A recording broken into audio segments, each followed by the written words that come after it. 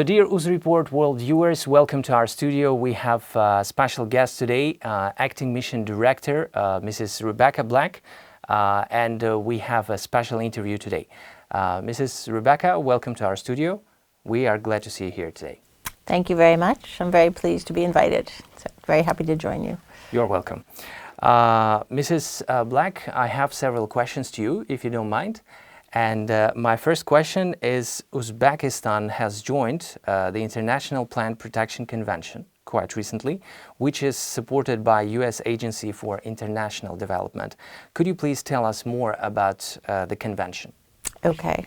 Well, I thought it might make sense to explain a little bit about all the different parts of that. But for one thing, I know you know about USAID, but we are the Development Cooperation Agency for the U.S. government, who's been here for quite a long time, but most recently became independent from our Central Asia office, so USAID Uzbekistan itself. So I'm pleased to be here representing them. The International Plant Protection Convention is part of, or the IPPC, as people call it shortly, is part of the World Trade Organization procedures. And in order to join the WTO, which Uzbekistan has requested to do, one of the components is dealing with plants and agriculture. And what the IPPC does is it recognizes that there are a lot of different things that make production of plants, fruits, vegetables, crops like that good for export.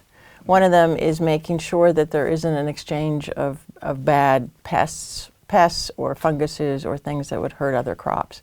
As you know, there are many things that make production in agriculture go well: good soil, good seeds, sunshine. But two things can kill crops faster than anything else. One is a lack of water or a drought, and the other is pests. So if you have an invasion of some kind of pest, it really can do complete damage and destroy a crop.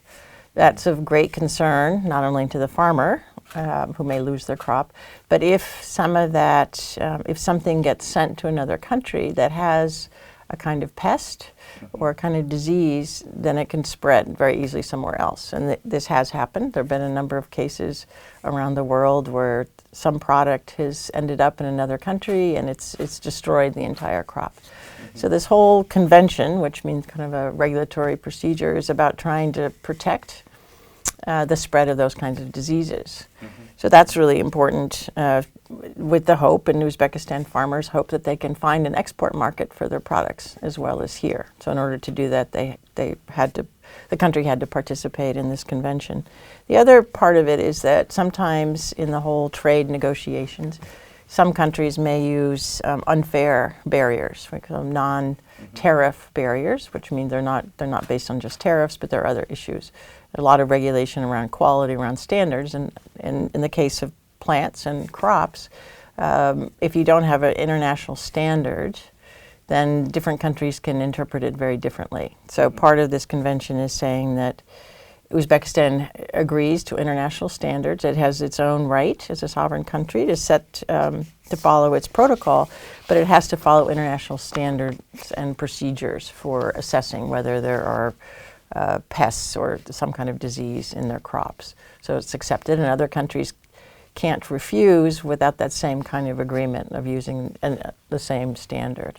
So it's pretty important that way. As you said, Uzbekistan joined the IPPC, the Plant Protection Convention, in January of last year. And USAID, who has been working with the government here to help them join a seat into WTO. So this was part of it. Very good. Thank you so much. My another question is, what type of technical assistance has USAID provided to the State Plant Protection Inspectorate of Uzbekistan? As I said, we are a technical assistance agency, primarily through grant funding. And so through one of our programs, which works actually across a number of countries, we had an expert in this area, which it can be quite technical, as you could imagine, come out, Mr. Arnidis, who was part of our project, who came out a number of times and worked on a roadmap explaining all the different procedures, all the different steps that needed to be taken, and then helped advise the government as they were taking those different steps. So he came in over a period of 2 years, providing different advisory steps on what needed to be done.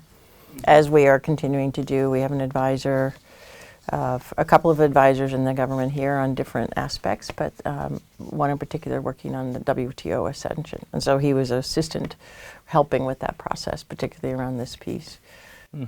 Well, WTO is quite interesting topic for us. We'll come to this. Another question is, what would be the benefits for C5+1 for Central Asian states and especially for Uzbekistan? And are there any time limits for the IPPC, or is it the long-term perspective? Well, you know, the C5 means the 5 Central Asian countries plus the U.S. The benefit is the ability to export products. So as strong as Uzbekistan is in their production, there's a wish by the country to diversify and also to find new markets so that you could sell products at a higher value and bring more income to the country and to the individual farmers. So by joining the IPPC, it is now possible for Uzbek farmers to sell their crops, their produce overseas and among the countries themselves. So regional trade is also very important here, which is part of what the U.S. government is interested in promoting, is trade among the countries themselves, but also to the U.S., with the U.S. and with other countries. Thank you for the answer, Mrs. Black. So you've already mentioned about WTO, and my next question is about this. USAID provides technical assistance to help Uzbekistan to join and comply with World Trade Organization procedures, enabling it to benefit from participation in the rules-based system of global trade. Would it somehow speed up Uzbekistan's accession into the WTO? It is, we do recognize how important it is for Uzbekistan to join the global trade system. It's how almost all trade happens. Very important for the ability to export as well as import. And yes, the International Plant Protection Convention is a requirement. You have to have that in place along with several others related to plants and animals. The sanitary and phytosanitary, as you know, phyto means plant, so sanitary and plant sanitary measures, the SPS as it's called, the World Organization for Animal Health standards. So all of those are required to join WTO. And in that way, all the countries have agreed upon a certain scientific data-based approach to what's quality, what isn't, what's dangerous, what kinds of examinations would be done to prevent the spread of disease or pests that would really hurt another country. And it's trying to eliminate the random unfair practices that sometimes happens with countries. There have been quite a number of trade wars over this between countries about meat. Some meats were banned, or tomatoes, or and trying to say, no, we have all agreed to the same kind of analysis and standards. So there's a basis for making decisions about what's dangerous and what isn't. So that's a very important part of trade. Thank you. How can Uzbekistan protect its imported and exported goods, and how IPPC could assist in this process, and whether it could help expand export markets?